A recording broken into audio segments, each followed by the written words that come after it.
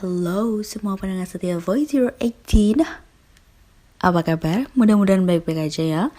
Kembali lagi bersama saya Diva. And yes, I'm here. Malam ini akan saya bawakan lagi bagaimana kelanjutan kisah horor yang dialami langsung dari Mas Pono. Episode malam ini adalah episode kelima dan tidak terasa episode special kisah yang dialami langsung dari Mas Pono sudah menginjak episode kelima. Dan seperti biasa untuk kamu yang belum mengerti cerita sebelumnya, bisa klik link playlist di bawah ini. Kalau sudah penasaran bagaimana kelanjutannya, please stay with me. Langsung aja tanpa berlama-lama, let's get started.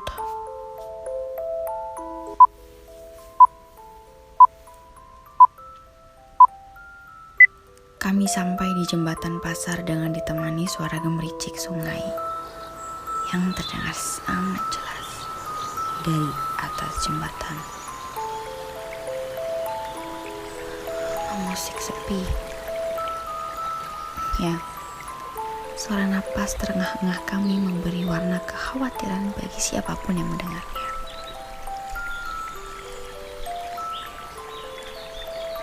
Gak mungkin si Sasha pergi jauh dengan kondisi lemas kayak gitu, kataku kepada Yoyo. Aku dan Yoyo mencari Sasha di sekitar pasar. For information, sekolahku ini berdampingan dengan pasar induk.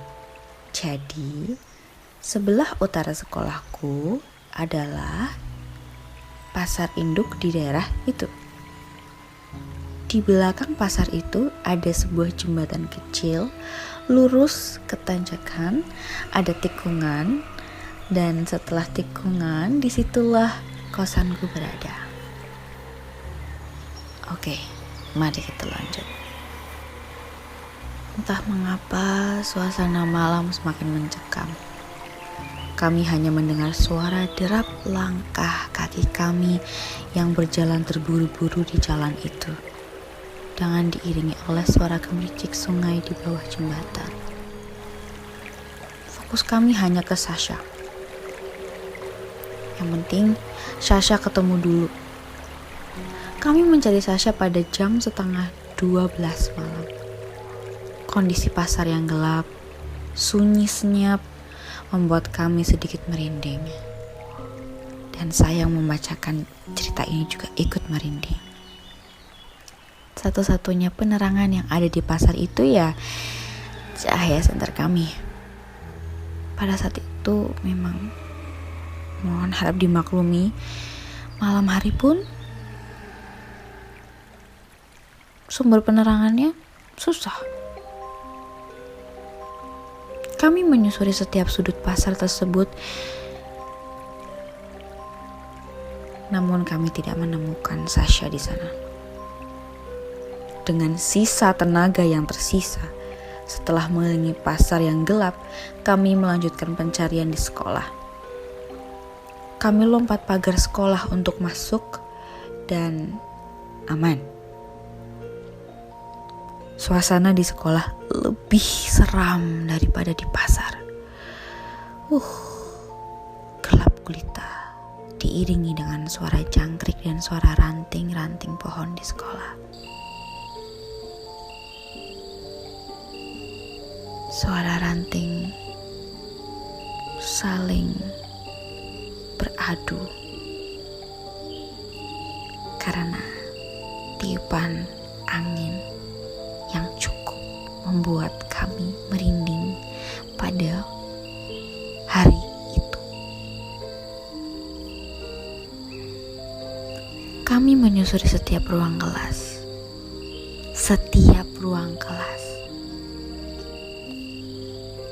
Sekolah kami tidak terlalu besar, sehingga hanya dalam setengah jam kami pun selesai mencari Sasha di sekolah. Sayangnya, kami tidak menemukan Sasha. Kami berpikir untuk mengajak Yoyo keluar dari gedung sekolah.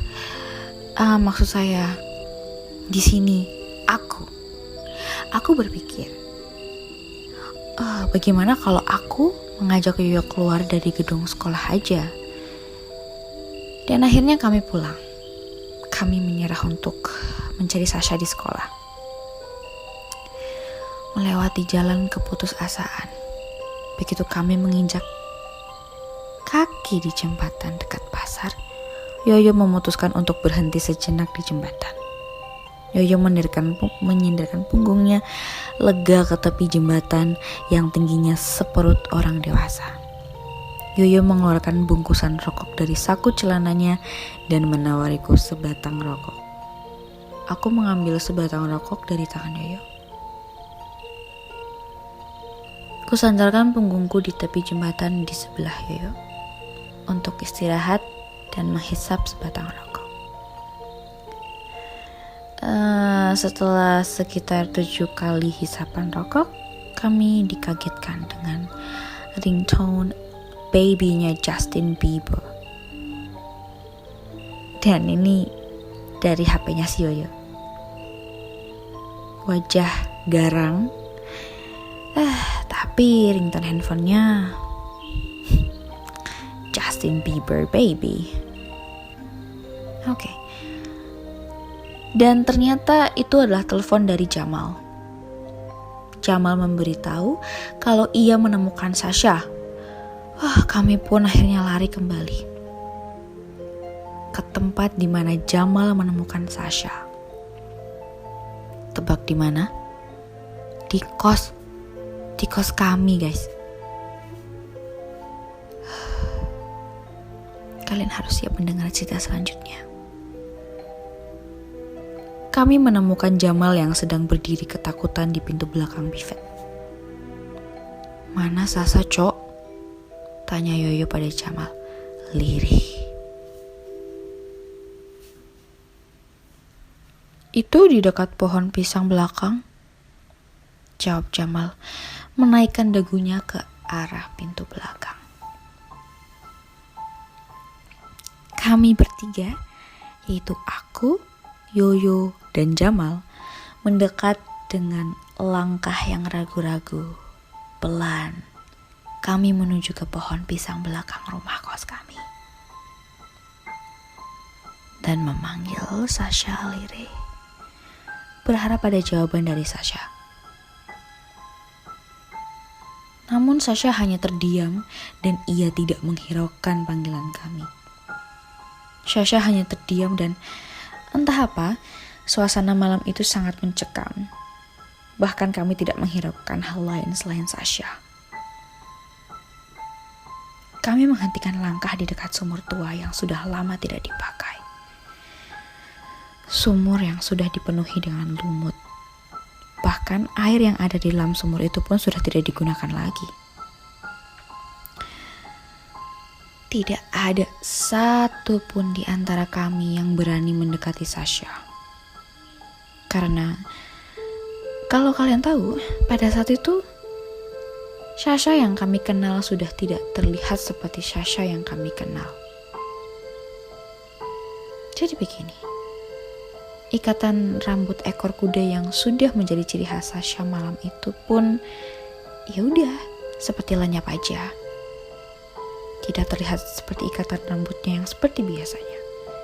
Bahkan, anehnya, malam itu rambut Sasha terurai begitu saja. Rambutnya yang panjang dan hitam mengurai hingga ke pantat dan terlihat sangat menyeramkan. Mengingatkan kami dengan udahlah. Sasha, panggilku lirih mengharap cemas dengan suaraku. Namun Sasha tetap saja tidak memberiku respon baik. Dia hanya terdiam aja. Pada Harjo yang tidak kunjung kembali,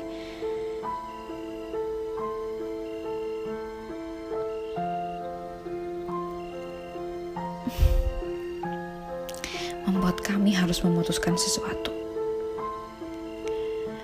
Cukup berat bagi kami. Aku, Jamal, dan Yoyo pun memberanikan diri ya modal nekat untuk menepuk pundak Sasha. Diiringi dengan ucapan Bismillahirrahmanirrahim.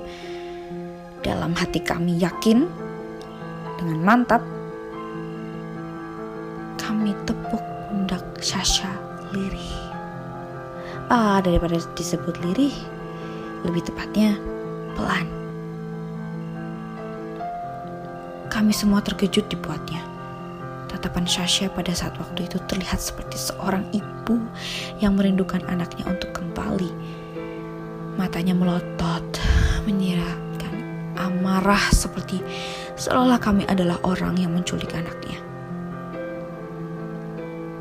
Jadi begitu kami berusaha untuk pelan untuk menepuk pundak Sasha pun, Sasha dengan langsung sigap menoleh ke arah kami dengan tatapannya yang membuat mengingatnya aja udah bikin gemeteran. Sasha tidak mengedipkan matanya sekalipun. Sama sekali.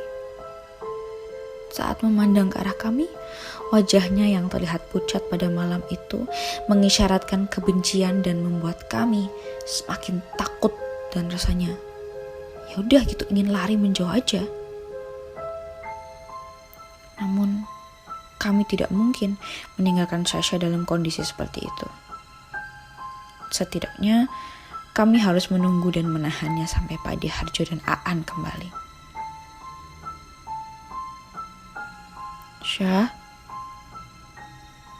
Sasha, ini kamu atau bukan? Tolong jawab, Syah. Tanya Yoyo pelan. Namun, Sasha tetap tidak memberi kami jawaban. Dia kembali menoleh ke arah pohon pisang dan memandanginya sangat lama. Kemudian Sasha hanya bergumam seperti sedang bernyanyi tanpa kami ketahui apa kata-kata yang ia ucapkan. Aku berpikir, kata-kata yang ia ucapkan lewat nyanyian yang entah sedang apa yang dia lakukan lah itu seperti sedang mengatakan sesuatu, namun kami tidak mengerti. Kami seperti menulikan telinga kami. Kami rasanya ya udah gitu ingin pergi aja. Seketika itu kami sadar bahwa yang mengendalikan Sasha bukanlah dirinya sendiri, melainkan sesuatu yang lain yang tidak dapat kami mengerti sama sekali. Jadi kami bertiga hanya terdiam bingung. Tidak tahu apa yang sebaiknya kami lakukan selain menunggu Sasha berdiri menatap pohon pisang itu dan bergumam. Dan akhirnya, tidak lama kemudian, Pak Harjo yang kami tunggu pun akhirnya datang. Yoyo langsung lari ke depan untuk memberitahukan kepada Pak Harjo di mana posisi Sasha saat itu. Sasha yang masih berdiri tegap dan bergumam sebuah nyanyian yang kami tidak mengerti, Pak Harjo pun pelan-pelan mendekati Sasha dan was-was. Langkah yang mantap. Dek, ini Dek Sasha bukan? Tanya Pak Harjo kepada Sasha untuk memastikan itu Sasha yang sesungguhnya atau bukan. Sasha hanya diam dan dia masih sama seperti tadi. Sasha tidak menggubris panggilan Pak Harjo sama sekali. Entah apa yang diucapkan Pak Harjo dalam hati, ia kemudian mampu menyerahkan Sasha dengan mengusapkan kembali satu telapak tangannya tepat di wajah Sasha. Pak Harjo menyatakan bahwa Sasha ini kesurupan. Sampai merinding aku dibuatnya. Baiklah. Sampai di sini Sasha sudah sadar dari kesurupannya. Namun Sasha pingsan. Kami membaringkan tubuh Sasha di kamarku. agar ada yang jagain. Karena posisi kamarku terletak di ruang paling depan. Dan demi keamanan Sasha, kami semua membiarkan ia berbaring di kamarku dan kami tidur di depan televisi. Pade Harjo menitipkan Sasha kepada kami berempat. Sedangkan teman satu kos Sasha tidak berani keluar. Mereka kami suruh untuk istirahat saja di kos mereka sendiri dan kami memberitahu kepada mereka bahwa Sasha dititipkan sementara di kos kami. Ya, setidaknya sampai azan subuh berkumandang, kami hanya khawatir Sasha akan hilang lagi. Itulah kenapa Sasha lebih baik tidur di sini daripada di kosan cewek. Ya, karena kami para cowok sudah terbiasa begadang, jadi kami bisa lebih menjaga Sasha. Sampai akhirnya pukul 2 waktu Indonesia Barat dini hari, kami semua belum ada yang bisa tertidur. Kami mendengar suara Sasha bergumam lirih. Kami dapat mendengarnya dengan jelas karena malam itu sangat sunyi. Aku dan Aan langsung menghampiri Sasha yang kami tadi baringkan di kamarku. Kami kaget dibuatnya. Sasha sudah dalam posisi duduk dan menggantungkan kakinya di atas ranjang tempat tidurku. Dia menggoyangkan kedua kakinya dan dalam posisi masih terduduk dengan sikap seperti itu. Matanya tertutup oleh rambutnya yang panjang. Kami tidak dapat menjangkau pandangan kami sampai ke mata Sasha. Kami hanya bingung. Lagi-lagi kami dibuat bingung olehnya. Tidak mungkin juga jam 2 dini hari kami datang dan mengganggu waktu istirahat Pade Harjo. Ketika kami masih bingung dengan keadaan Sasha, kami mendengar suara tangisan wanita kembali. Dan suara tangisan itu datang lagi dan lagi guys pada saat malam itu dari arah pawon. Kemudian diiringi dengan suara air dari keran yang gak tau lah, itu membuat badan kami langsung dibuat merinding. Kami juga mendengar suara ember plastik yang menggelinding. Secara bersamaan, kami hanya dibuat ketakutan bukan main. Tidak ada satupun di antara kami yang berani melakukan sesuatu kecuali diam.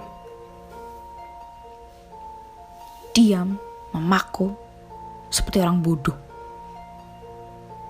Lebih tepatnya kami hanya ketakutan. Kami ingin menyuarakan ketakutan kami pun tak sanggup. Kami hanya mendiamkan semuanya. Terserah apa yang ingin mereka lakukan. Kami hanya berharap suara azan subuh cepat berkumandang. Agar suara-suara itu hilang. Dan yang terpenting, Sasha kembali normal. Sampai akhirnya terdengar suara azan subuh dan perlahan tapi pasti suara-suara yang menyebalkan itu mulai menghilang. Nah, demikian untuk episode kelima. Bagaimana guys episode malam ini? Menurut kalian bagian mana yang paling menarik? Tulis komentar kalian di bawah ya. Oke, let me know guys. Untuk kalian yang ada kritik dan saran, tolong kasih saran. Kira-kira konten apa sih dan cerita apa sih yang harus kami bawakan untuk kedepannya untuk memaju-makmurkan channel ini. Karena dukungan dan komentar kalian itu sangat-sangat penting bagi kami. Kami sangat mengapresiasi dukungan dari kalian. Oke, biar tahu bagaimana kelanjutannya, jangan lupa follow kami di Spotify Voice018 dan jangan lupa subscribe channel kami di YouTube. Gampang banget, namanya juga sama aja, Voice018. Serta follow fanpage di Facebook kami di Voice018 dan jangan lupa aktifkan tombol notifikasinya agar tidak ketinggalan update dari kami. Gampang banget kan guys? Dan untuk kalian lagi dan lagi, saya tidak pernah bosan-bosan untuk mengingatkan kalian, selamat malam, semoga kalian bisa tidur dengan nyenyak dan berani ke toilet sendirian. See you guys. Bye-bye.